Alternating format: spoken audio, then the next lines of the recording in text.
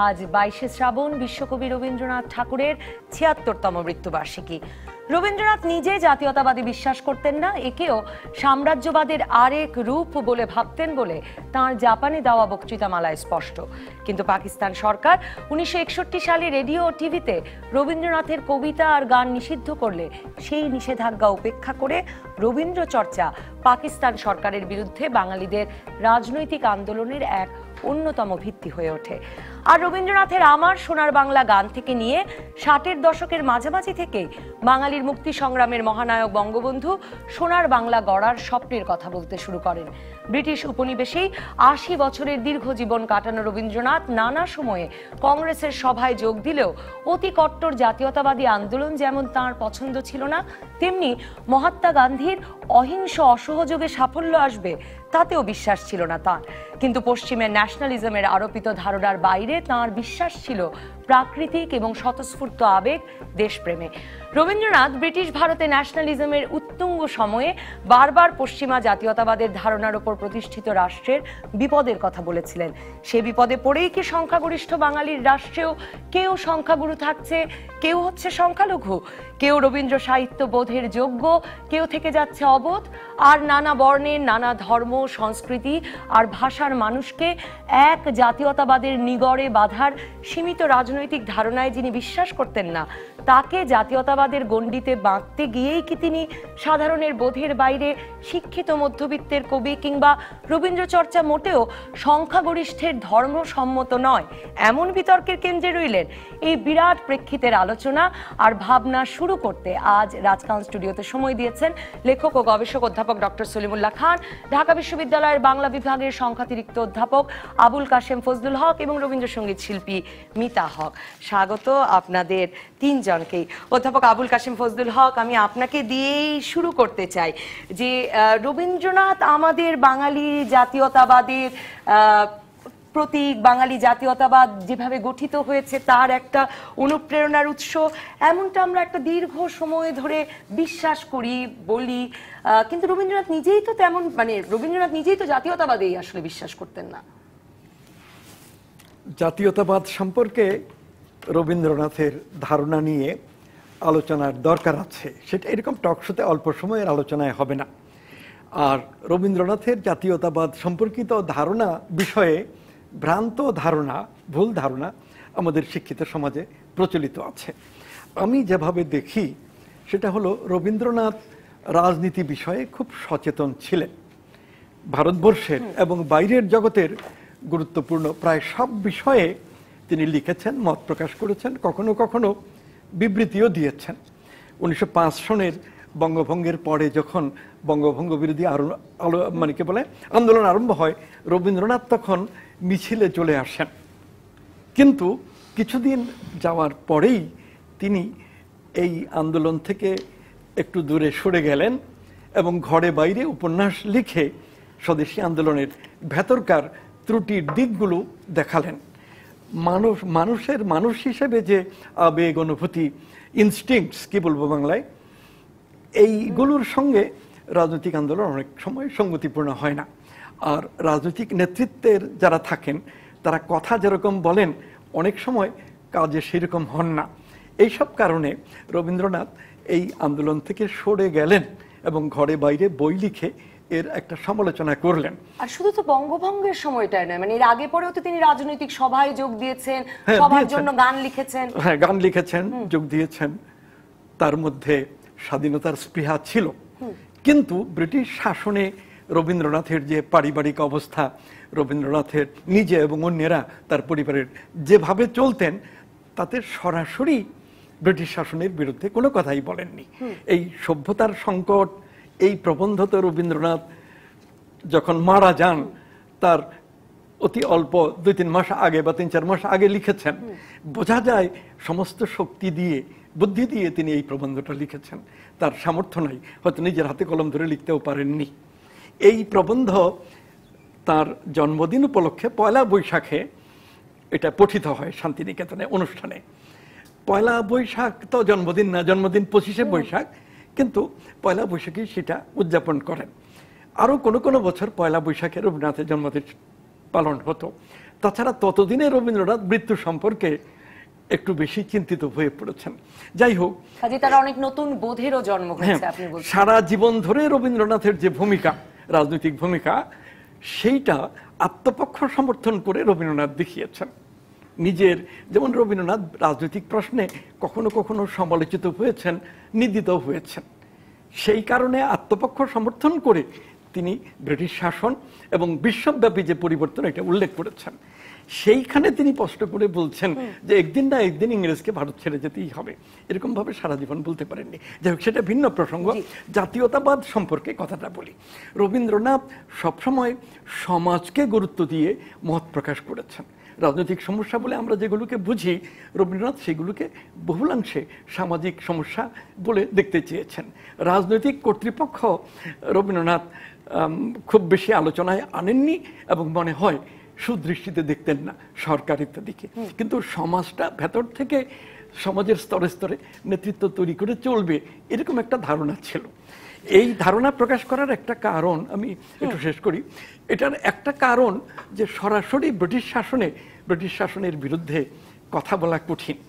অনেক সমস্যা তিনি ব্রিটিশ সরকারের কাছে তুলে ধরেছেন, সেগুলো সমাধান চেয়েছেন। এখন জাতীয়তাবাদ সম্পর্কে ওই যে ফরাসি দার্শনিক রেনে, তার জাতীয়তাবাদের ভিত্তিতে গড়া রাষ্ট্রে, মানে জাতীয়তাবাদে যেমন তেমন বিশ্বাস নাই, রাষ্ট্রের কর্তৃপক্ষে বিশ্বাস থাকবে কেন? হ্যাঁ, রাষ্ট্রেও যে রবীন্দ্রনাথের আগ্রহ ছিল তাও না। আর জাতীয়তাবাদ, ন্যাশনালিজম, এই কথাটাই পলিটিক্যাল, রাজনৈতিক, অ্যাবসলিউটলি পলিটিক্যাল কনসেপ্ট। এখন ব্যাপারটা এই হয়েছে যে ব্রিটিশ শাসিত ভারতে রবীন্দ্রনাথ এই সব বিষয়ে আলোচনা করা সুবিধাজনক মনে করেননি, অনেকেই করেননি। সেই শেষ করছি, শোনেন। এখন জাতীয়তাবাদ একটা বিশেষ ভৌগোলিক পরিমণ্ডলে জনসাধারণের মধ্যে আমরা এক জাতি, আমরা যদি আমাদের জন্য একটা ভালো রাষ্ট্র গঠন করতে পারি, তাহলে সেইখানে আমরা সবচেয়ে ভালো জীবনযাপনের উপায় করতে পারবো, এরকম একটা রাষ্ট্রীয় বা রাষ্ট্রনৈতিক চিন্তা। রবীন্দ্রনাথ এইসব চিন্তার সাথে পরিচিত ছিলেন না, কেমন যেন অবজ্ঞা করে গেছে। আমি এই প্রসঙ্গে আসবো যে জাতীয়তাবাদের ধারণা ছাড়া আসলে স্বাধীনতা দুইটা বাক্য বলে শেষ করি। জাপানে গিয়ে তিনি যে বক্তৃতা দিয়েছেন, মার্কিন যুক্তরাষ্ট্রে গিয়ে সেই বক্তৃতা দিয়েছেন, ব্রিটেনে গিয়ে তিনি ইংরেজিতে লিখেছেন বক্তৃতাগুলো, সেখানে প্রবলভাবে তিনি ন্যাশনালিজমের বিরোধিতা করেছেন। ন্যাশনালিজমকে তিনি মনে করেছেন ইম্পেরিয়ালিজম এবং ন্যাশনালিজমের পার্থক্য। বাংলাও করেন নাই ন্যাশনালিজমের কোনো সাম্রাজ্যবাদ বা ন্যাশনালিজম কথাটা বাংলাতে তখন বাংলা হয়ে ওঠেনি, স্বদেশী আন্দোলন, স্বদেশী এইরকম ছিল। জাতীয়তাবাদকে তিনি সাম্রাজ্যবাদী ভেবেছেন।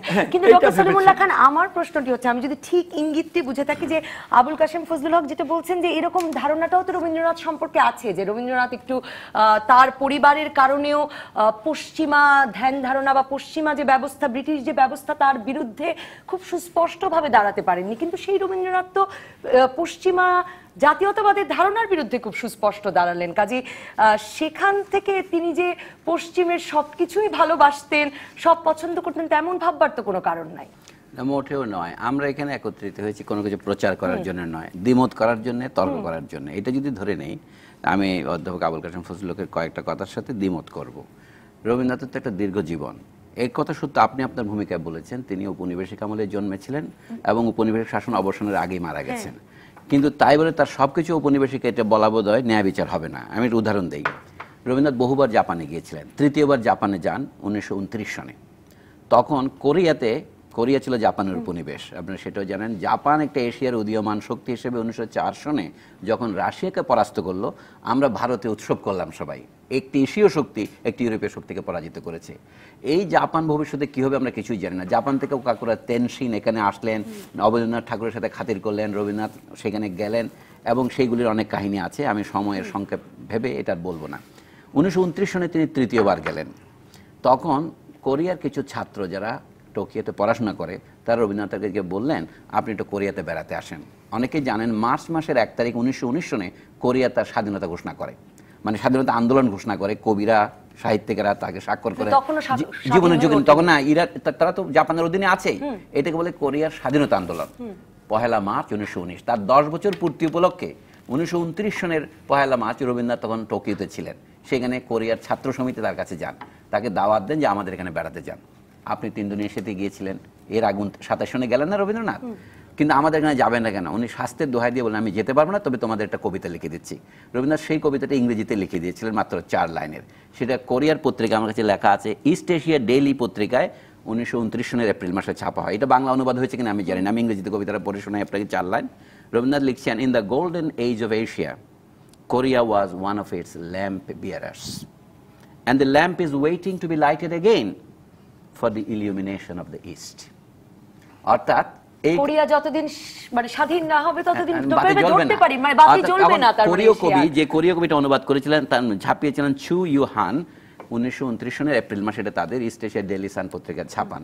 তারপরে তারা এখনো কোরিয়াতে, আপনি জানেন ভারতের সাহিত্য একাডেমি যে নানা পুরস্কার দেয়, সাহিত্য পুরস্কার, এর টাকাটা এখন কোরিয়ানরাই দেয়। এই জন্য ভারতের হিন্দি লেখকরা অনেকে প্রতিবাদ করেছিলেন, কিন্তু তারা বলছেন যে এই টাকাটা দেওয়া হচ্ছে কোন রকমের শর্ত আরোপ না করে। স্যামসাং কোম্পানি তারা এই টাকাটা দেয়, এটা তো ক্যাপিটালিস্ট কোম্পানি। এই যে 2009 সনের কথা। আরও একটা কথা অনেকে জানেন না, আমি অবাক লাগে আমাদের রবীন্দ্র ভক্তরা কি করেন। 2013 সনে যখন এখানে গণজাগরণ মঞ্চের আন্দোলন হচ্ছিল, সেই বছর 2013-কে ইউনেস্কো রবীন্দ্রবর্ষ ঘোষণা করে। শুধু রবীন্দ্রনাথ নন, রবীন্দ্রনাথ, পাবলো নেরুদা এবং এম.এ. সেজার, একজন বাংলা ভাষার, একজন স্প্যানিশ ভাষার, আর একজন ফরাসি ভাষার, তাদের বর্ষ উদযাপন করে। আমি জানি না আমাদের কবি সাহিত্যীরা সে উদযাপন করেছেন কিনা, কিন্তু সেটা কেন করেছেন? রবীন্দ্রনাথের নোবেল পুরস্কার প্রাপ্তির 100 বর্ষ, এম.এ. সেজারের জন্মের 100 বর্ষ, তিনি 1973 জন্মান, পাবলো নেরুদারও কিছু একটা আছে, তিনি আগে জন্মেছেন। আমি বলছি এই জন্য রবীন্দ্রনাথ যে সাম্রাজ্যবাদ বিরোধী কবি ছিলেন, এটা ইউনেস্কোর স্বীকৃতির মধ্যেও বোঝা যায়। ইউনেস্কো কি সংগঠন আমরা জানি, যদিও বা জাতিসংঘ। এম.এ. সেজার ছিলেন সাম্রাজ্যবাদ বিরোধী কবি, ফরাসি উপনিবেশ মার্তিনিকে তিনি জন্মেছিলেন, এবং তিনি ওই মার্তিনিক থেকে সিনেটের সদস্য, মেয়র ইত্যাদি দীর্ঘদিন যাপন করে এই 2008 সনে মারা গেছেন। আমি এই কথা বলছি যে কোরিয়া একটা ক্ষুদ্র দেশ ছিল তখন, অনুন্নত দেশ ছিল, এবং জাপান তাকে কমফোর্ট উমেনের সাপ্লায়ার হিসেবে ব্যবহার করেছে, এটা আমরা সবাই জানি। সেই কোরিয়াকে সমর্থন করেছে বলে জাপানিরা রবীন্দ্রনাথকে খুব একটা অভিনন্দিত করেননি, এবং জাপানিরা তাকে 1917 সনে পছন্দ করেননি। আমি এই জন্য বলি কি, কাজে রবীন্দ্রনাথ সভ্যতার সংকটে সাম্রাজ্যবাদের যে বিরোধিতা করেছিলেন, এরকম বিরোধিতা আর কেউ করেনি। তার প্রমাণ আমি বলি এই যে, কিন্তু তার এই সাম্রাজ্যবাদ বিরোধিতা থেকেই কি তাকে জাতীয়তাবাদের প্রবক্তা হিসেবে আমাদের পাওয়া? জাতীয়তাবাদ জিনিসটা সম্পূর্ণ একটা ভিন্ন। আমরা জাতীয়তাবাদ বলি, এটাকে বলে পোর্টমান্টু ওয়ার্ড। এর ভিতরে যে কি আছে কেউ কিছু জানে না। কাজে একটা শব্দের মধ্যে যখন তাবিজ বলে না, একটা তাবিজ শব্দ, তার ভিতরে যা কিছু লিখতে পারেন আপনি। একটা উদাহরণ দেই, নোবেল পুরস্কার প্রাপ্ত অপর ভারতীয় বংশোদ্ভূত লেখক বিদ্যাধর সুরজ প্রসাদ নাইপল, ভিএস নাইপল যাকে বলে, তিনি রবীন্দ্রনাথকে ভীষণ অপছন্দ করেন। রবীন্দ্রনাথের জীবনী যেটা লিখেছেন অ্যান্ড্রু রবিনসন এবং কল্পনা দত্ত, সেইটাতে পড়ে দেখেন ভিএস নাইপলকে বুড়া বয়সে বুড়ার মাথা খারাপ হয়ে গেছিল। উনি যে ব্রিটিশ সাম্রাজ্যবাদের বিরুদ্ধে বক্তৃতা দিয়েছেন, সেই সভ্যতা সংকট মানে কি, এই যে পশ্চাতে যে ভারতবর্ষ ইংরেজ রেখে যাবে, ইংরেজকে একদিন এই ভারতবর্ষ ছেড়ে চলে যেতে হবে, সেটা কি? সেটা ভগ্ন আবর্জনার স্তূপ। রবীন্দ্রনাথের আরো বহু কথা আছে, আমরা সকলে জানি। এইটা লেখার জন্য ভিএস নাইপল এখনো, উনি তো প্রকৃত সাম্রাজ্যবাদী লেখক, সাম্রাজ্যবাদের স্থাপক, স্যার বিদ্যাধর, বুঝতে পারছেন না? রবীন্দ্রনাথ তো স্যার উপাধি ত্যাগ করেছিলেন, কংগ্রেসের জন্য রবীন্দ্রনাথকে অভিনন্দনও জানান নাই। এই কথাগুলি আমি মনে করে দিচ্ছি এই জন্য যে রবীন্দ্রনাথ জমিদার কবি, রবীন্দ্রনাথ বড়লোকের কবি, এই সমস্ত কথা আমরা বলে থাকি, কিন্তু রবীন্দ্রনাথের মতো সাম্রাজ্যবাদ বিরোধী দ্বিতীয় কবি বাংলাদেশে আর কে ছিল?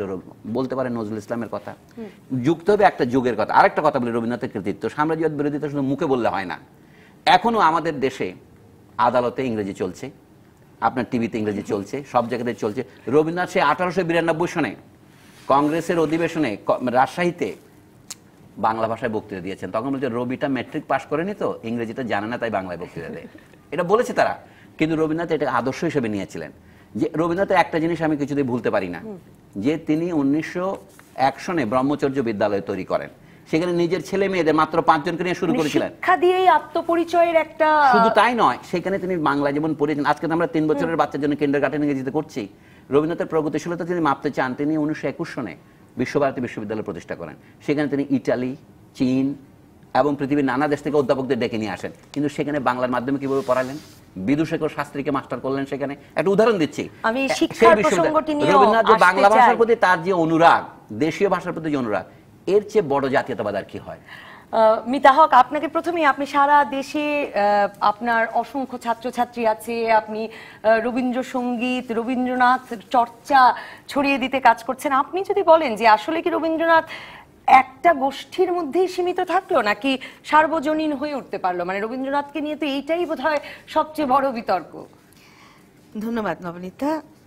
আমি মানুষটা প্র্যাকটিক্যাল, মানে আমি আসলেই এত সময় মনে রাখতে পারি না, সন তারিখ মনে করতে পারি না। আমি খুব মানে বড় দাগে বলতে পারি, সেটা হচ্ছে যে রবীন্দ্রনাথকে কোনো গোষ্ঠীর মধ্যে সীমাবদ্ধ দেখা, সেটা কি রবীন্দ্রনাথের কাজ, নাকি সেটা যারা তাকে গ্রহণ করছেন, যারা তাকে নিয়ে থাকছেন আর যারা থাকছেন না তাদের দায়, তাদের ব্যাপারে এটা। বিষয়টা কিন্তু আসলে সমাজের মানুষের। রবীন্দ্রনাথ এখন যদি বলি যে আসলে রবীন্দ্রনাথ একটা গোষ্ঠী, সেই গোষ্ঠীটা কিন্তু সারা দেশে ছড়িয়ে আছে। সেই গোষ্ঠীটাকে আমি কিন্তু আলাদা করতে পারবো না। 3 জনের মধ্যে একজন, 5 জনের মধ্যে একজন। এটার জন্য আমাদের দেশের সবচেয়ে যেটা দুর্ভাগ্য, যে আমাদের আমি কিন্তু এতক্ষণ জাতীয়তাবাদ নিয়ে কথা শুনছিলাম। জাতীয়তাবাদ বলতে আমি সাম্রাজ্যবাদ আগে শুনিনি, আমি বুঝিনি। সাম্রাজ্যবাদের সঙ্গে দেশ জয় করা, ভূমি লুণ্ঠন করা, নিজের রাজত্ব ছড়িয়ে দেওয়া, কাউকে অধীনস্থ করে রাখা। আর জাতীয়তাবাদ একটা বোধ আমার কাছে মনে হয়, যে আমি বাঙালি, আমি ভাত খাই, আমি গান শুনি, আমি কপালে টিপ পরি, আমি মানুষ আসলে খেতে দিই, একটা সাংস্কৃতিক ধারণা। একটা সাংস্কৃতিক ধারণা। আমি সেই জাতীয়তাবাদের দিক থেকে আমি রবীন্দ্রনাথকে 100% জাতীয়তাবাদ কবি বলবো।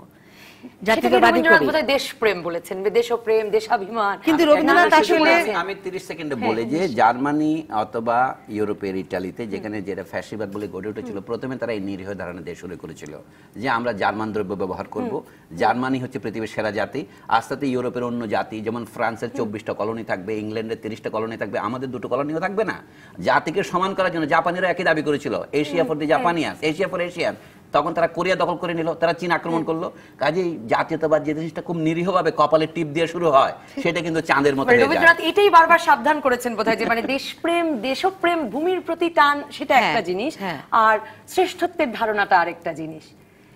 হ্যাঁ, আমি যেন কোথায় ছিলাম, ওখানেই ছিলেন, যে আপনি বলছিলেন যে আপনি দেশপ্রেমের জায়গায় মানে কপালে একটা টিপ পরবেন, সুন্দর করে একটা শাড়ি পরবেন, গান করবেন, এই জায়গাগুলোই আপনি রবীন্দ্রনাথকে খুঁজে পান। কিন্তু এই জায়গাগুলো তো জীবনবোধ, সংস্কৃতি, এটা দিয়ে তো আমি মানে অনেক ব্যাপক কিছু বলতে পারছি না।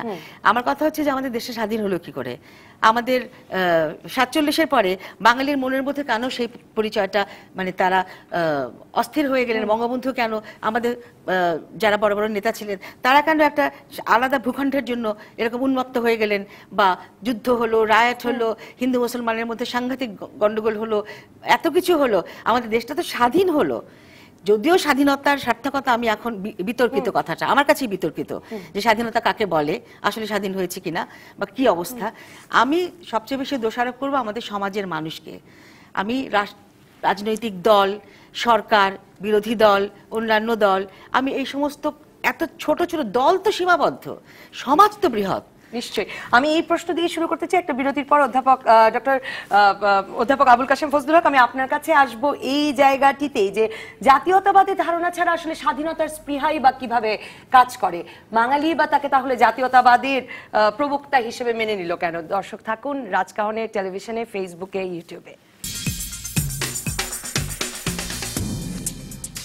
ফিরে এলাম রাজকাহনে। অধ্যাপক আবুল কাশেম ফজলুল হক, মিতা হক বলছিলেন যে তার কাছে বাঙালি জাতীয়তাবাদের ধারণা, মানে তিনি বলছিলেন যে তার কাছে দেশপ্রেম, জাতীয়তাবাদ, এগুলো সবই রবীন্দ্রনাথকে ঘিরে। এবং আমি জানতে চাচ্ছিলাম যে এই যে মানে আপনি বলছিলেন যে জাতীয়তাবাদের ধারণা বিপক্ষে ছিলেন রবীন্দ্রনাথ, কিন্তু তার স্বাধীনতার স্পৃহা ছিল। স্বাধীনতার স্পৃহা কিভাবে কাজ করে জাতীয়তাবাদের ধারণা না থাকলে? মিতা হকও প্রশ্ন তুলছিলেন যে তাহলে আমরা 47-এর পরে কি শক্তিতে এগিয়ে গেলাম? এই বিষয়টা খুব গুরুতর আলোচনার বিষয়। এটা শুধু রবীন্দ্রনাথকে কেন্দ্র করে নয়, আমাদের গোটা রাজনীতির ইতিহাস এবং রাজনীতিকে কেন্দ্র করেও জাতীয়তাবাদ, আন্তর্জাতিকতাবাদ, বিশ্বায়ন, জাতীয় সংস্কৃতি, জাতীয় ভাষা, জাতিগুলোর পারস্পরিক সম্পর্ক, এগুলো নিয়ে একটা পরিচ্ছন্ন ধারণা থাকা দরকার, যেটা আমাদের দেশে কোনো রাজনীতিবিদের মধ্যে নেই, কোনো বুদ্ধিজীবীর মধ্যেও নেই। রাষ্ট্র সম্পর্কে, জাতি সম্পর্কে যে ধারণা আজকের পৃথিবীতে আছে, এই ধারণাকে সাম্রাজ্যবাদীরা সর্বশক্তি দিয়ে বাধা দেয়, বিভ্রান্ত করার চেষ্টা করে। মার্কিন যুক্তরাষ্ট্র, ব্রিটেন, ফ্রান্স, জার্মানি। কেন? যে তাদের যে সাম্রাজ্যবাদী কর্তৃত্ব পৃথিবীতে, এইটা রক্ষা করার পেছনে জাতীয়তাবাদ সবচেয়ে বড় শত্রু আইডিওলজিক্যাল ফিল্ডে। আজকে যদি ভারতবর্ষ জাতীয়তাবাদ নিয়ে দাঁড়ায়, জাপান, চীন, এইসব শক্তি জাতীয়তাবাদ নিয়ে দাঁড়ায়, তাহলে তাদের সাম্রাজ্যবাদী অবস্থান টিকবে না।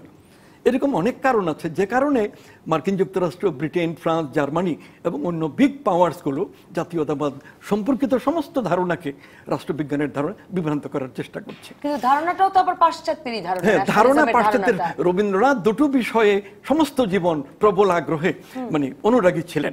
এক, প্রাচীন ভারত, সেই কালিদাস মেঘদূতের কাল, সেই বৈদিক যুগ, রামায়ণ মহাভারতের যুগ। রবীন্দ্রনাথ আবেগ আপ্লুত ছিলেন।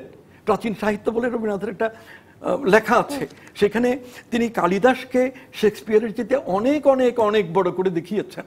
রবীন্দ্রনাথের চিন্তা ভুল হতে পারে, কিন্তু এই যে আবেগ, এটা তো রবীন্দ্রনাথের মধ্যে ছিল। আর আধুনিক ইউরোপীয় রেনেসাঁস, যে ইউরোপ চতুর্দশ শতাব্দী থেকে 400-500 বছর ধরে বিকশিত হয়েছে, তার দার্শনিক, কবি, সাহিত্যিক, শিল্পী, তাদের সম্পর্কে আলোচনা করতে গেলেও রবীন্দ্রনাথের রক্ত গরম হয়ে উঠত। সমস্ত অন্তর দিয়ে তিনি তাকে সাপোর্ট করতেন। প্রাচীন ভারত, আধুনিক ইউরোপ, এই অনেক দিক আছে। তার 80 বছরের জীবন, সবটা জীবন কর্মময়। এক এক সময়ে নানান দিক দেখলে এক একটা বড় হয়ে মনে হবে। তা থেকে একটা সামগ্রিক ধারণা নেওয়া কঠিন, কারণ রবীন্দ্রনাথ তো কবি হিসেবে, সঙ্গীত শিল্পী হিসেবে এবং নাট্যকার হিসেবে আবেগের জগতের মানুষ ছিলেন, শিল্পের জগতের মানুষ ছিলেন। একজন দার্শনিক, একজন বিজ্ঞানী যেরকম রেশনালি চিন্তা করেন, সেইটা তো রবীন্দ্রনাথের কম ছিল, আবেগটা বড় ছিল। কেউ হয়তো বলবেন যে না, সব রকমের যুক্তি বুদ্ধি ছিল, বলতে পারেন। আমি একটু বলি, একটু আপনি রবীন্দ্রনাথের একটা নাটকের কথা বলেন, অচলায়তন, মুক্তধারা। এখানে কিন্তু কোনো শুধু আবেগের ব্যাপার নয়, এখানে তার ওই একেবারেই একটা রাজনৈতিক মানুষ, তিনি ধর্মান্ধতার বিরুদ্ধে একটা মানুষ, একেবারে এই কথাটার সাথে কিন্তু সেটা যাচ্ছে না। এই কথাটা আমি শতকরা 100% স্বীকার করি, আপনার সাথে একমত। কিন্তু রবীন্দ্রনাথের সমস্ত ঘটনা প্রবাহের মধ্যে যৌক্তিকভাবে যদি তার রাজনৈতিক চিন্তা লক্ষ্য করি, যখন ভারতবর্ষের স্বাধীনতা সংগ্রাম, নেতৃত্ব দেওয়ার আবার মানে দায় তার না, মানে তিনি তো একজন রাজনৈতিক দায় তার নেতা না। এখানে লক্ষ্য করার বিষয় আছে, বড় যেটাকে টেরোরিস্ট মুভমেন্ট বলা হচ্ছে। রবীন্দ্রনাথ তাদের সাথে যোগাযোগ রাখতেন, যাদেরকে কি বলে টেরোরিস্ট বলছে ইংরেজরা, মিসক্রিয়েন্টস বলছে। রবীন্দ্রনাথের কিন্তু তাদের সঙ্গে যোগাযোগ ছিল, আবার রবীন্দ্রনাথের তো একরকম মহাত্মা গান্ধীর সমর্থন সঙ্গে যোগাযোগ ছিল ভীষণ। বিপ্লববাদী সুভাষ বসু যখন সভাপতি হলেন, তিনি একটা পুস্তিকা লিখে সুভাষ বসুকে অভিনন্দিত করে রবীন্দ্রনাথ কি বলে শান্তিনিকেতনে অনুষ্ঠান করলেন। কিন্তু ওই পুস্তিকা তিনি কোনো বইয়েরও অন্তর্ভুক্ত করেননি, কোথাও আর ছাপেননি। মৃত্যুর পরে সেগুলো ছাপা হয়েছে। কাজেই বিপ্লববাদী রাজনীতি তিনি সংযোগ রাখতেন। তারপরে সুভাষ বসুকে সমস্ত অন্তর দিয়ে অভিনন্দিত করেছেন। এটা একটা দিক যেগুলো লক্ষ্য করে কেউ বলতে পারেন যে রবীন্দ্রনাথ জাতীয়তাবাদী ছিলেন। কিন্তু রেশনালি রাষ্ট্রবিজ্ঞানের ভাষায় আজকে লাস্কির বইতে, তারপরে সাবাইনের বইতে, তারপরে আরও যে রাষ্ট্রবিজ্ঞানের বই সারা দুনিয়া জুড়ে পড়ে, সেখানে nationalism, nation state, national culture ইত্যাদির যে যৌক্তিক ব্যাখ্যা, রবীন্দ্রনাথ তো তার থেকে বহু দূরে। এখানে একটা কথা বলি, যারা রাষ্ট্রবিজ্ঞানের দৃষ্টিতে দেখেন, তাদের একটা কথা যেটা জাতিসংঘেও যখন 1948 সালে হয় অন্তর্ভুক্ত করেছিল, nationalism and its complemental internationalism, nationalism and its supplemental nationalism. জাতীয়তাবাদ, জাতিরাষ্ট্র, জাতীয় সংস্কৃতি অপূর্ণ যদি এর সঙ্গে ইন্টারন্যাশনালিজম থাকে না, যুদ্ধ বিগ্রহে লিপ্ত হয়ে যাবে। ডক্টর সলিমুল্লাহ খান, আপনার কাছে যেতে চাই যে রবীন্দ্রনাথের তো আসলে মানে রাষ্ট্র স্বাধীন করবার, মানে তিনি তো কোনো রাজনৈতিক নেতা নন, তিনি কোনো স্বাধীনতার মানে নেতৃত্ব দেওয়ার দায় তার নাই, বা তিনি রাষ্ট্রবিজ্ঞানীও নন। তো কাজী তার তো একটা সমাজ দর্শন, মানে তিনি একটা সকল বিষয়, এবং সেক্ষেত্রে সেই দর্শন তো একরকমের পরিষ্কার যে, কিন্তু যে জায়গাটা আমার কাছে পরিষ্কার হয় না সেটা হচ্ছে যে তিনি তার স্বাধীনতার স্পৃহা আছে, তার মহাত্মা গান্ধীর সঙ্গে যোগাযোগ আছেন। স্যার বলছেন যে তিনি বিপ্লবী রাজনীতির সঙ্গে যারা জড়িত ছিলেন তাদেরও শুভেচ্ছা পত্র লিখে দিয়েছেন। কিন্তু একটা সোজা সূত্র বলি, গীতাঞ্জলির গানগুলো, কিন্তু শুধু গীতাঞ্জলির গানগুলো যদি দেখা যায় তাহলে কিন্তু এত চিন্তার, এত দ্বিমত পোষণ করার প্রশ্ন থাকে না। গীতাঞ্জলির গানগুলোতে 100% একটা মানুষের দেশপ্রেম, তার জাতিসত্তার প্রতি তার শ্রদ্ধা, এবং একই সাথে বিশ্বমানব হয়ে ওঠা। একজন ব্রিটিশ হয়ে যে ব্রিটিশের মতো করে একটা কবিতা পড়া, একটা কাউকে ইন্সপায়ার করা, কাউকে স্বীকৃতি দেওয়া, সারা পৃথিবী ঘুরে বেড়ানো, প্রতিটা জাতের মধ্যে যে তার সঙ্গে রবীন্দ্রনাথ ওতপ্রোতভাবে মিশেছেন এবং তার কবি সত্তা বিলিয়ে দিয়েছেন। সব জায়গায় কিন্তু রবীন্দ্রনাথ ভীষণভাবে আকৃষ্ট করেছেন মানুষকে। তার কবি সত্তা দিয়ে নিয়েছেন এবং দিয়েছেন। এই নেওয়া দেওয়াটা তো বিশ্ব মানবের কাজ। এটা তো যারা পৃথিবীর সন্তান, তারা কোনো দেশের সন্তান না, কোনো জাতির সন্তান না। ওনার মধ্যে দুটো চরিত্রই কিন্তু সাংঘাতিক প্রকট, পরিষ্কার। তো কিন্তু বিশ্ব মানব হয়ে ওঠা লোকটি কি করে আবার ধরুন কোরিয়ার যে 4 লাইন পড়লেন, আমাদের যেমন স্বাধীনতায় তিনি অনুপ্রেরণা যোগান, কোরিয়ার লোক তো তখন নিশ্চয়ই জাতীয়তাবাদী উদ্বুদ্ধ হয়ে উঠল। কোরিয়া তখন পরাধীন দেশ বলেই তার স্বাধীনতা সংগ্রামে তিনি পরোক্ষ সমর্থন জানিয়েছেন। এই কবিতা তার শুভেচ্ছার প্রতীক এবং কোরিয়ানরা সেটা ভালোভাবে নিয়েছে। আমি আমাদের ভারতের স্বাধীনতা সংগ্রামের ইতিহাসে বলি, রবীন্দ্রনাথের দীর্ঘ জীবন, তিনি প্রথম কবিতা লেখেন আমরা শুনি বয়স যখন 8 বছর। তারপর তার কবিতা আরো ছাপা হয়। আমি সংক্ষেপ করার জন্য বলি, এই যে গানটা নিয়ে ভারতের স্বাধীনতা সংগ্রামে একটা বিতর্ক শুরু হয়েছিল, বঙ্কিমচন্দ্রের উপন্যাসে যেটা ব্যবহৃত হয়েছে বন্দে মাতরম, রবীন্দ্রনাথ, আজ আমি শেষ করি কথাটা, রবীন্দ্রনাথ ঠাকুর এই গানে সুর দিয়েছিলেন। কংগ্রেসের সবাই 1890-এর দশকে তিনি এটা গেয়েছিলেন। কিন্তু 1938 সনে, মানে প্রায় 40 বছরের বেশি পরে, যখন তর্কটা তুঙ্গে উঠলো, তখন কংগ্রেসের সেন্ট্রাল কমিটির তরফ থেকে রবীন্দ্রনাথের কাছে পাঠানো হলো রেফারেন্স হিসেবে এটা ভারতের জাতীয় সঙ্গীত করা যাবে কিনা। রবীন্দ্রনাথ তখন মত দিয়েছিলেন এটা পুরোপুরি করা যাবে না, তার কিছু কিছু অংশ বাদ দিতে হবে যেগুলোতে মুসলমানদের আপত্তি আছে। এটা জওহরলাল নেহরু তার কাছে পাঠিয়েছিলেন 1938 সনের কথা। যে রবীন্দ্রনাথ এই গানে একসময় সুর দিয়ে আগ্রহ করে গেয়েছিলেন, কালের ধারায় বিবর্তনে তিনি জাতীয় রাজনীতির নানা সংঘাত উপলব্ধি করে বললেন যে এটাকে বাদ দেওয়াই ভালো। তারপরে রবীন্দ্রনাথের লেখা গানই এখন ভারতের জাতীয় সঙ্গীত হয়েছে, বাংলাদেশের হয়েছে। আবার এই বন্দে মাতরমকে ভারতে ন্যাশনাল সং হিসেবে গ্রহণ করা হয়েছে, ন্যাশনাল অ্যানথেম নয়। জাতীয় সঙ্গীত আর জাতীয় গান দুটো শব্দ অনুবাদ করার একটা সমস্যা আছে এখানে। তো সেই জন্য আমি বলছি রবীন্দ্রনাথের জীবনে যে পরিবর্তনটা হয়েছে এটা আমাদের বোঝা দরকার। আর সন্ত্রাসবাদ প্রসঙ্গে বলি, রবীন্দ্রনাথের যে উপন্যাসগুলো আমরা পড়ি প্রত্যেকটার মধ্যে দেখবেন দেশকে স্বাধীন করার পদ্ধতি হিসেবে তিনি সন্ত্রাসবাদ যাকে বলা হয়, ব্যক্তি হত্যা, গুপ্ত হত্যা, এটা তিনি পছন্দ করেননি। সেটার প্রমাণ ঘরে বাইরে থেকে খুব সংক্ষেপে বলার জন্য বলছি, তিনি সন্দীপকে সমালোচনা করেছেন এবং তাকে লোভাতুর হিসেবে দেখিয়েছেন। অনেকে মনে করছেন তিনি সন্দীপকে ব্যঙ্গ করেছেন, কিন্তু রবীন্দ্রনাথ এই ধরনের টাইপ যে জাতীয়তাবাদী চরিত্র সেটাকে নিন্দা করে তার বিপরীতে নিখিলের মতো চরিত্রকেই তিনি দেখিয়েছেন এবং বিমলাকে দেখিয়েছেন, লোকে বলে, আমি বিশেষজ্ঞ নই, তাকে স্বদেশের প্রতিমূর্তি হিসেবে তাকে বিভ্রান্ত করেছে এবং সে তার উপলব্ধিতে ফিরে এসছে, কিন্তু সে হয়েছে বিধবা। সত্যজিৎ এটাকে ছবি করার সময় আরেকটা ইন্টারপ্রিটেশন দিয়েছেন। অথবা রবীন্দ্রনাথ 4 অধ্যায়ে বলেন, রবীন্দ্রনাথ সব জায়গাতেই এই যাদেরকে সন্ত্রাসবাদী বিপ্লবী বলা হয়েছে তাদের প্রতি মানুষ হিসেবে তার সমবেদনা থাকা সত্ত্বেও ওই পথটাকে জাতীয় মুক্তির পথ হিসেবে তিনি গ্রহণ করেন। এমনকি গান্ধীজিকে তিনি না জায়গায় সমালোচনা করেছেন। ধরুন 1934 সনের দিকে বিহারে একটা বিখ্যাত ভূমিকম্প হয়। গান্ধীজি হঠাৎ বললেন এটা আমাদের পাপের, মানে আমরা যে অস্পৃশ্যতার পাপ করি, জাতি এটার প্রতিফল ভগবান দিয়েছেন। রবীন্দ্রনাথ বললেন এটা আপনি বলতে পারবেন, এটা বিজ্ঞান বিরোধী কথা। এরকম বহু উদাহরণ আছে। গান্ধীজি যখন প্রথম ফিরলেন, রাজনৈতিক নেতাদের চেয়ে অনেক কম আবেগে চলতেন তিনি, তার প্রমাণ মানে রবীন্দ্রনাথ বলা যেতে পারে রেশনালিটির প্রতীক। হ্যাঁ, রবীন্দ্রনাথ কালের ঊর্ধ্বে নন, দেশের ঊর্ধ্বে নন। আমি একটা কথা এই পর্যায়ে বলি, ফরাসি বিপ্লব শেষ হওয়ার 200 বছরের মাথায় ফ্রান্সের একজন ইতিহাসবিদ, এখন মারা গেছেন, তার নাম ফ্রান্সোয়া ফুরে, তিনি বললেন কি, দি রেভলিউশন ইজ ওভার, লা রেভলিউশন এ টার্মিনে। কারণ কি, 200 বছর পরে এখন ফরাসি বিপ্লবে কে রবস্পিয়ারের পক্ষ ছিল, কে দান্তর পক্ষ ছিল, এখন আমরা সেটা নিয়ে ভোটাভুটি করি না। বিপ্লব শেষ।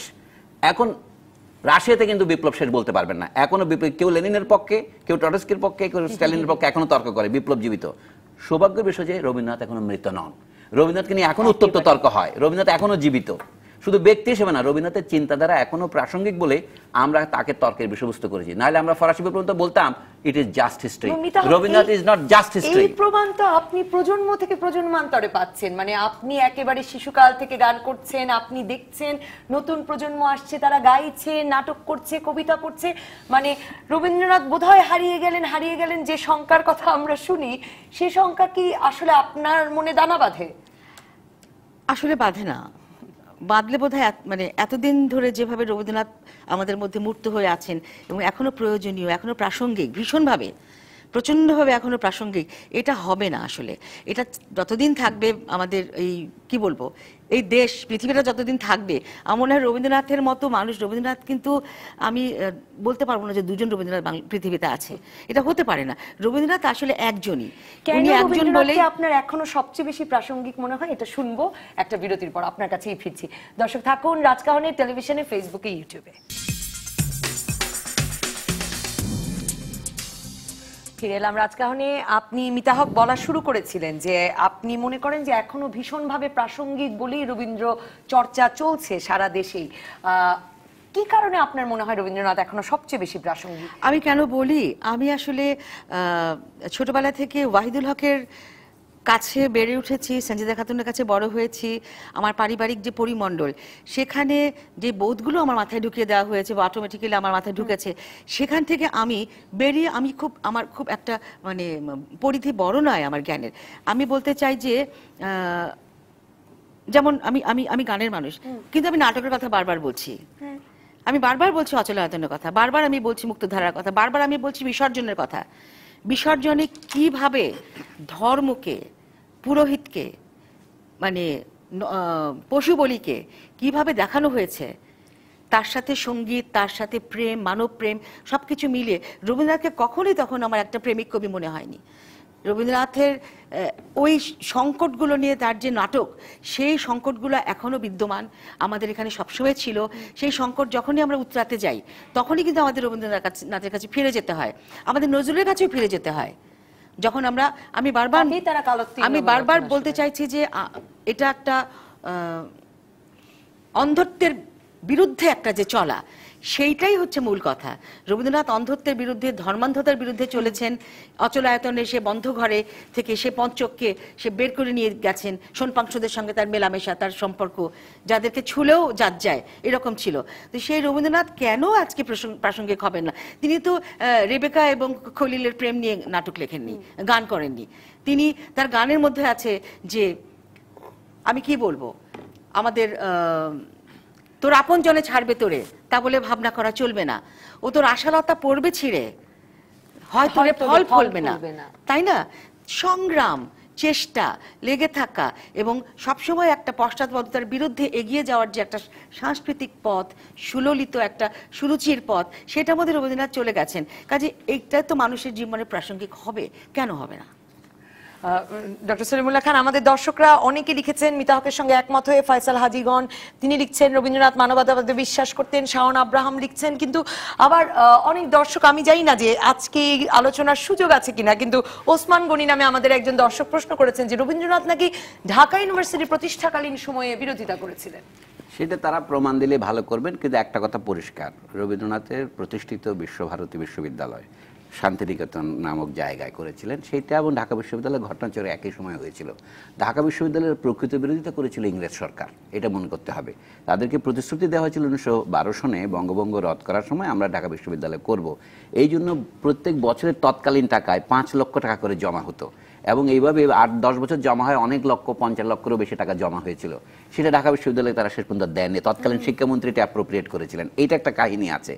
রমেশচন্দ্র মজুমদার, যিনি ঢাকা বিশ্ববিদ্যালয়ের ইতিহাসের অধ্যাপক ছিলেন, জগন্নাথলের প্রভোস্ট ছিলেন, অন্য কাজ করেছেন, তিনি তার স্মৃতিকথায় লিখেছেন, বইটা বেরিয়েছে 1977-78 সনে কলকাতায়, জীবনের স্মৃতিদ্বীপে। ওখানে তিনি বলছেন যে রবীন্দ্রনাথ ঠাকুর নন, স্যার আশুতোষ মুখার্জি, যিনি কলকাতা বিশ্ববিদ্যালয়ের ভাইস চ্যান্সেলর ছিলেন 1925-এর আগে, মৃত্যুর আগে, তিনি দেখেছিলেন ঢাকা বিশ্ববিদ্যালয়ে তার একটা অসুবিধা হবে। একটা উদাহরণ দিই আমি, যে তৎকালে প্রবেশিকা পরীক্ষা বিশ্ববিদ্যালয় পরিচালনা করতো, হ্যাঁ এসএসসি কে তখন প্রবেশিকা বলতো, ম্যাট্রিকুলেশনকে এন্ট্রান্স বলতো।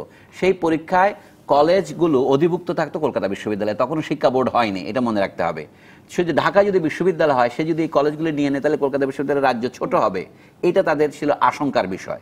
আরও একটা বড় বিষয় বলতে হবে, তখন পূর্ব বাংলা যেহেতু মুসলমান প্রধান, এখানে এটা মুসলমানদের জন্য বিশ্ববিদ্যালয় হবে কিনা এই চমকা থেকে তারা দেখলেন কি অধ্যাপক এবং রিডার, উচ্চ দুটি পদ, ওখানে কোনো মুসলমান পাওয়া যায়নি। মুসলমান হয়েছে শুধু অসহকারী অধ্যাপক এবং প্রভাষক, এবং 1940 পর্যন্ত সেখানে 3 জনের বেশি মুসলমান প্রভাষক হতে পারেনি। এগুলি বাস্তব কথা। রবীন্দ্রনাথ ঠাকুর সেই জন্য বিরোধিতা করেছেন, এরকম একটা প্রভাব আছে, কিন্তু সেটা ভিত্তি আছে বলে আমার মনে হয় না।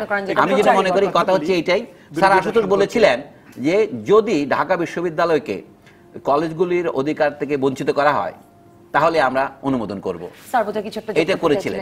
রবীন্দ্রনাথ ঢাকা বিশ্ববিদ্যালয় প্রতিষ্ঠায় বিরোধিতা করেছিলেন, এই কথাটা বিএনপি, জামাত এবং এই ধারার লোকেরা লেখেন এবং বলেন। বেশ আমি ইন্টারনেটে অনেক লেখা পাই এই অভিযোগ নিয়ে। প্রথম কথা।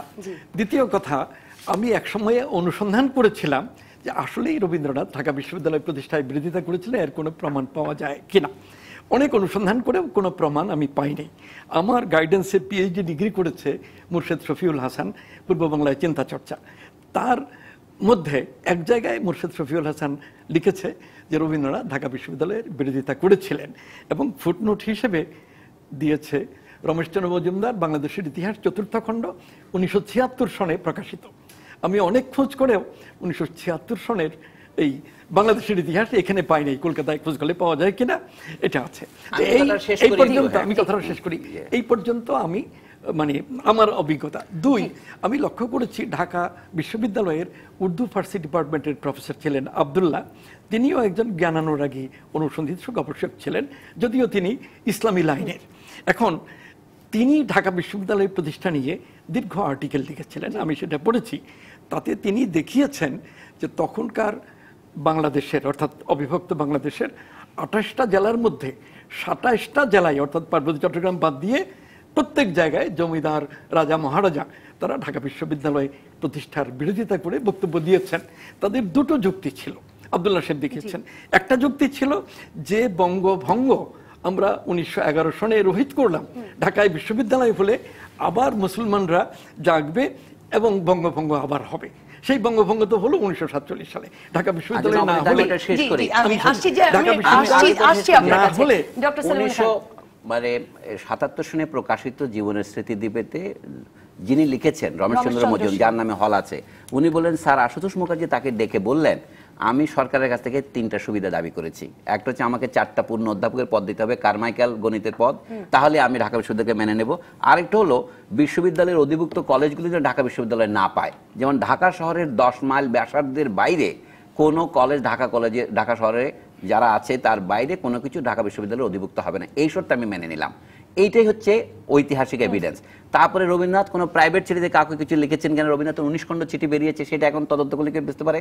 মোটামুটি প্রশ্ন হচ্ছে রবীন্দ্রনাথ 1926 সনে ঢাকা বিশ্ববিদ্যালয়ে বেড়াতে আসলেন, তিনি বিভিন্ন হলে বক্তৃতা দিলেন, জগন্নাথ হলে দিলেন, সলিমুল্লাহ মুসলিম হলে দিলেন, সেই কাহিনীগুলো আমরা জানি। তিনি রমেশচন্দ্র মজুমদারের বাড়িতে ছিলেন, কোথা থেকে এসছেন, এইগুলিতে রবীন্দ্রনাথের বিরোধিতার প্রবল কোনো চিত্র পাওয়া যায় না। যেটা পাওয়া যায় রবীন্দ্রনাথ একই সময়ে বিশ্বভারতী বিশ্ববিদ্যালয় করেছেন, ন্যাচারালি তার সেখানে অনেক জ্ঞানী গুণী অধ্যাপক তিনি এনেছে। একটা উদাহরণ দিচ্ছি আমি, সিলভা লেভি যিনি বিখ্যাত ফরাসি অধ্যাপক 1935-এ মারা গেছেন, তাকে রবীন্দ্রনাথ নিয়ে আসেন শান্তিনিকেতনের বক্তৃতা দেওয়ার জন্য। তিনি পরে শহীদুল্লাহ সাহেবদের সুপারভাইজার ছিলেন প্যারিসে, অনেকেই খুব ভালো অধ্যাপক, তিনি ঢাকা বিশ্ববিদ্যালয়ের বক্তৃতা দিয়েছিলেন। তখন ফিলিপ হার্টগ ছিলেন ঢাকা বিশ্ববিদ্যালয়ের প্রথম ভাইস চ্যান্সেলর, তার আমন্ত্রণে সেই বক্তৃতা আমি পড়েছি, ইস্টার্ন হিউম্যানিজম। এবং ঢাকা বিশ্ববিদ্যালয় তখন বুলেটিন বলে একটা পত্রিকা বেরোতো, 1 নম্বর 2 নম্বর 3 নম্বর, 1 নম্বর সংখ্যায় তার 4র্থ সংখ্যায় তার লেখা বেরিয়েছে, 1 নম্বরে হরপ্রসাদ শাস্ত্রীর লেখা বেরিয়েছে। আরো একটা কথা বলি, হরপ্রসাদ শাস্ত্রী এত বড় পণ্ডিত, কলকাতার এত বড় চর্যাপদ আবিষ্কার করলেন, স্যার আশুতোষ তারে কোনোদিন কলকাতায় চাকরি দেন নাই। 2 ব্রাহ্মণের মধ্যে বিরোধ না, হরপ্রসাদের ছেলেদের নামে তার নাম তৎসলের নামের মধ্যে তিনি দিলেন শ্যামাপ্রসাদ, যেমন দিচ্ছেন উনি ছেলের নাম, হরপ্রসাদের নামটা দিচ্ছেন নিজের ছেলেদের, আর হরপ্রসাদ তার সব বাচ্চার নাম রাখতো আশুতোষের নামে। তাদের মধ্যে বন্ধুত্ব ছিল, শত্রুতাও ছিল। তাহলে কেউ কি বলবে হরপ্রসাদ শাস্ত্রী বুড়া বয়সে কলকাতায় চাকরি না পেয়ে ঢাকা বিশ্ববিদ্যালয়ে চাকরি করতে আসছিলেন, বাংলা ও সংস্কৃতি বিভাগের প্রথম প্রধান? এইটা বলে শেষ করি, নরেশচন্দ্র সেনগুপ্ত যিনি বড় ডাক্তার, আসল কথা বলি, উনি 1924 সনের আগেই ঢাকা বিশ্ববিদ্যালয়ে চাকরি ছেড়ে চলে যান ওকালতিতে। কেন? ইংরেজ সরকার ঢাকা বিশ্ববিদ্যালয়কে যে শর্ত দিয়েছিল যে এটাকে আবাসিক বিশ্ববিদ্যালয় করা হবে সেটা করতে দিল না। উনি বলেন ঢাকা বিশ্ববিদ্যালয়কে, পরবর্তীকালে হুমায়ুন আজাদ যেটা বলেছেন এটাকে গোশালা বানানো হয়েছে, ঢাকা বিশ্ববিদ্যালয়ের সঙ্গে সেরকম কথা উনি বলে চলে গেলেন। ইংরেজরা এটাকে তো আবাসিক বিশ্ববিদ্যালয় না, একটা গোশালা বানাচ্ছে, এই বলে উনি পদত্যাগ করে চলে গেছিলেন। তিনি ঢাকা বিশ্ববিদ্যালয়ের আইন অনুষদের প্রথম, আপনি তো পড়েছেন সেখানে উপরের তালিকা লেখা আছে প্রথম অনুষদের ডিন। সেই লোক যে পদত্যাগ করে চলে গেলেন, তিনি কমরেড মুজাফর আহমদ এবং নজরুল ইসলামের সাথে শ্রমিক কৃষক সমাজবাদী দল প্রতিষ্ঠা করেছিলেন। জি, যে কথাটা আমি বলতে চাইছিলাম, এক মিনিট বলি। আরেকজন দর্শকের প্রশ্নটি একটু বলতে চাই, অধ্যাপক আবুল কাশেম ফজলুল হক রাশিদুল হাসান তিনি বলছেন রবি ঠাকুর বাংলা ভাষাকে কেন ভারতের সার্বজনীন ভাষা হিসেবে ব্যবহারের বিরোধী ছিলেন? এরকম কোন বিরোধিতা? সার্বজনীন ভাষা হিসেবে নয়, রাষ্ট্রভাষা ভারতের কি হবে এই নিয়ে তর্ক হয়েছিল। সেখানে রবীন্দ্রনাথ হিন্দি ভাষার পক্ষেই মত দিয়েছিলেন। সেটা বোধ হয় 1947 সনের, অবশ্যই রবীন্দ্রনাথ জীবিত থাকাকালে, তিনি 41 সনে মারা গেছেন, হিন্দি ভাষার পক্ষে বলেছিলেন। সেটা সর্বভারতীয় জাতীয়তাবাদী অবস্থান থেকে বাস্তব অবস্থা বিবেচনা করে রবীন্দ্রনাথ করেছিলেন। আর রবীন্দ্রনাথ বাংলার পক্ষে কথা বললেই যে বাংলা হয়ে যেত তাও না। সুনীতি কুমার চট্টোপাধ্যায় ছিলেন সভাপতি হিন্দি প্রচারণী সভা, রবীন্দ্রনাথ নন। রবীন্দ্রনাথের অত্যন্ত প্রীতিভাজন ছিলেন সুনীতি কুমার চট্টোপাধ্যায়, সেই জন্য এটা বলা যায় সমর্থন করেছিলেন হিন্দিকে। এখন যে কথাটা আমি বলতে চাইছি, একটা কথা শেষ করতে হয়। রবীন্দ্রনাথ ঢাকা বিশ্ববিদ্যালয়ের বিরোধিতা করেছিলেন এর কোনো প্রমাণ আমি খুঁজে পাইনি, একমাত্র মুর্শেদ শফিউল হাসানের ওই লেখা। এবং সেইখানে এটির মূল বই আবার আপনি খুঁজে পান? মূল বই খুঁজে আমি পাই নাই বাংলাদেশে, পৃথিবীর অন্য কোথাও পাওয়া যদি যায় ভালো। 2, আমাদের যে অধ্যাপক আব্দুল্লাহ তিনি ইসলামী লাইনের ছিলেন, কিন্তু তাই বলে সব কথা তিনি মিথ্যা লিখেছেন এরকম মনে করা আমি ভুল মনে করি। তিনি দেখিয়েছেন পুরনো পত্রপত্রিকা অনেক কিছু থেকে এক্সট্রাক্ট সংগ্রহ করে বাংলাদেশের অখণ্ড বাংলাদেশের 28টা জেলার মধ্যে 27টা জেলায় জি, আপনি বলেছেন। জমিদার মহাজনরা পাবলিক মিটিং করে প্রতিবাদ করেছে। ঢাকায় বিশ্ববিদ্যালয় হলে যে বঙ্গভঙ্গ আমরা রোধ করলাম, আবার সেই বঙ্গভঙ্গ হবে।